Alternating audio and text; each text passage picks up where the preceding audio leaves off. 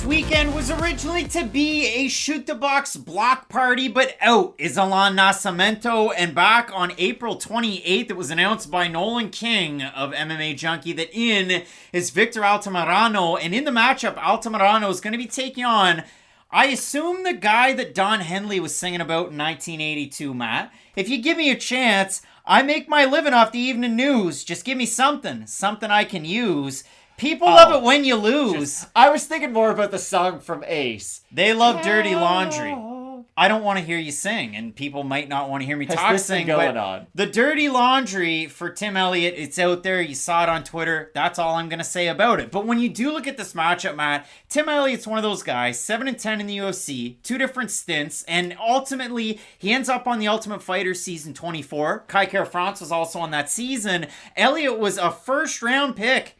And he ended up in the finals against Demetrius Johnson. Did not win the belt in that fight. Made a himself. And since then, Elliott in the UFC, it's been back and forth. I mean, 5 and 6. His last time out, Khabib Nurmagomedov showed it at the top of his lungs that there was a glove grab against Tagir Ulanbekov. And Tim Elliott, after the fight, said, yeah, I grabbed his glove. But ultimately, that's a win for Tim Elliott. Now, we know the gym situation, no longer at Glory MMA and Fitness, but Tim Elliott now out of a big-time gym, Next Generation MMA. And you might go, like Next Gen Liverpool with Paddy Pimblett and Molly McCann? No!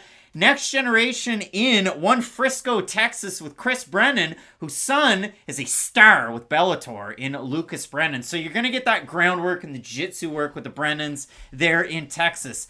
And if you do look at a matchup like this, Matt, I mean, for Tim Elliott, we know how wonky he is with his striking. I like that he always fights like himself, though. Because Tim Elliott is somebody who, again, he's very unorthodox. He is sort of a knockoff Dominic Cruz in the way that he tries to move on the feet. He'll throw that jab out from weird angles and then move off on weird angles. But he always fights like himself. And I mean that to say he's going to go for takedowns, even if you might be the better grappler in some situations. He's going to try to scramble as much as he possibly can. And he's going to be an active fighter until the end of time. And that's what I do like about Tim Elliott in a lot of these matchups. Now, he has fallen on, I'd say, harder times, even though the record does look pretty good in his last 5. He doesn't necessarily occupy the same spot in the division that he once did, because we kind of glossed over it. I thought he looked pretty good against DJ, to be fair, and now he lost that fight. He lost a lot of those rounds, but he did hold his own in a lot of those positions, and I did feel like that was one of those, hey, this guy gained a lot of stock, even though he did lose the matchup. Now, for Elliott, it has been a weird run, because he'll have a lot of success in some positions, get into that same position, and then not have some of that success. Look back at that Brandon Royval fight. You were kind of hip to Brandon Royval before I was, but I thought Tim Elliott was going to be able to have one of those classic kind of scramble fest fights, right? We've seen Tim Elliott go out there, shoot the double leg, maybe not get it, but just keep on scrambling and have some success.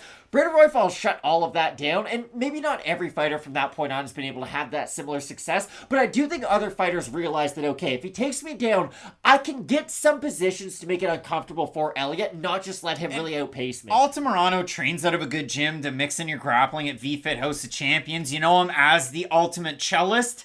He was out there before his last fight playing cello as Brendan Fitzgerald's playing the piano. But if you do look at it in this matchup, Altamirano is one of the more interesting guys because in his amateur career, he fought at LFA 1 and then at LFA 100 he main evented and won the belt. So he was there for that progression. He ends up on Contender Series. It's a really odd fight where he's taking on a guy who ended up in the UFC in Carlos Candelario. Lost the first round, the ground and pound, and then he won round 2, round 3. Then he fights Carlos Hernandez in his UFC debut, loses split decision there. Since then, a 1-round fight of the night against Daniel Lacerda, fight of the night type, because he gets knocked down really early, but then he knocks down Lacerda, nice shot to the body, and then he finishes up with ground and pound to where Lacerda was just kind of not moving. And then his last time out, he beats Vinicius Salvador in kind of a close fight in both ways. Both guys going for takedowns, both guys working their striking.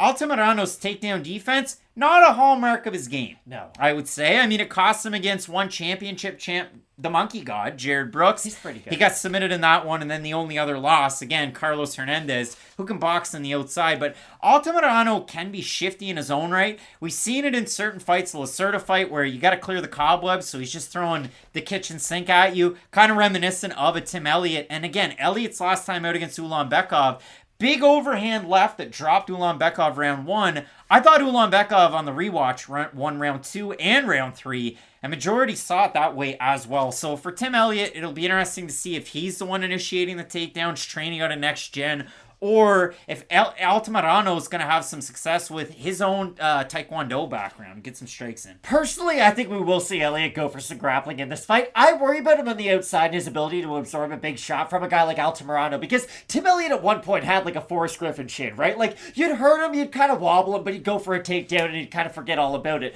We've seen him get stunned in some recent fights, so I do think there's a world out there where Altamirano can threaten enough with some level changes, hurt him with a big shot on the feet, and completely change the complexion of the whole entire fight. But the activity of Elliott's going to be something that Altamirano is really going to have to work around in the matchup. I mean, Elliott is favored in the fight. Again, he was originally due Alan Nascimento. Elliott's ranked 11th in the UFC's flyweight division as of recording on Sunday, May the 28th. We have a look at the Topology vote. Surprise to us as they are to you. I'm going to say over-under. I think they're going to be pretty close. I'm going to say over-under 62.5% for Tim Elliott. I'll say over.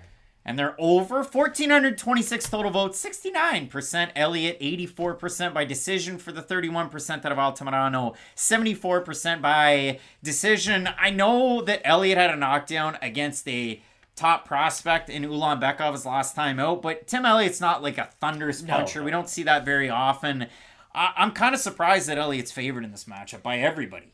I think the wrestling aspect is enough to where Victor Altamirano might struggle to hurt him with a big shot. Elliott's not necessarily in great places to be hit. Now, when he does get hit, he'll kind of get stiff. He won't look great. Like he did against Mateus Nicolau. Yeah, exactly. But Altamirano's going to have a difficult time finding the shot. At least that's what I believe. So for me, ever so slightly, I'll pick Tim Elliott. But again, I think enough red flags are up there to where you should just avoid this fight completely. Because Altamirano is a big enough puncher, and he's a good enough grappler too, to where I don't just think Tim Elliott's going to wash him out in a lot of these grappling exchanges. So I'll favor Tim Elliott ever so slightly. But this is a great fight, and I'm really looking forward to it. Because when you beat Tim Elliott, he's one of those names. What do we say? When you beat Tim Elliott, what happens to you? Great things normally happen to you, so it's a big opportunity for Altamirano. Do you think Tim Elliott walks out to, like, if you want to play in Texas, you gotta have a fiddle in the band? I don't think he will, but he's now representing Frisco, Texas. The last time Tim Elliott fought Muin, 30-27, 30-27, 30-25, and he was shouting just obscenities at Jordan Espinoza. So